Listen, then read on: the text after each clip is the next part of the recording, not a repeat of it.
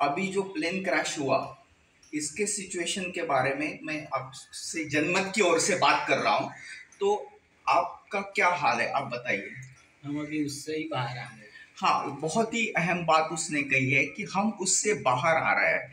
अभी हम जो एरिया आपको दिखा रहे हैं वो यहाँ का रेसिडेंशियल एरिया है।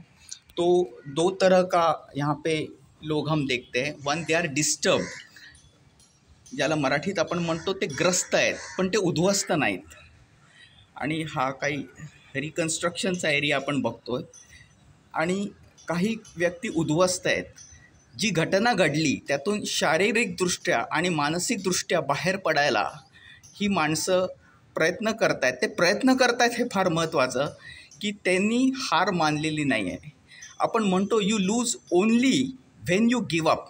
तुम्ही तेव्हाच हरता जेव्हा तुम्ही गिवअप करता, ती सिच्युएशन तुम्ही नाकारता। यांनी परिस्थिती स्वीकारलेली आहे, ते परिस्थितीशी लढा देत आहेत।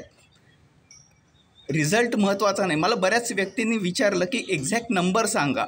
तर आता सिच्युएशनचा गोल काय, या सिच्युएशन रिकव्हरीचा गोल आणि प्रायोरिटी एवढाच आहे की जे जखमी आहेत, मग ती माणसं असोत आणि जे जिथे डॅमेज आहे म्हणजे ते हाऊसिंग सोसायटी असो, ते डॅमेज कमीत कमी करणं हा गोल आहे। कुठली परिस्थिती 100% सुधारत नसते, तर हा गोल लक्षात घेऊन आपण वाटचाल करतोय।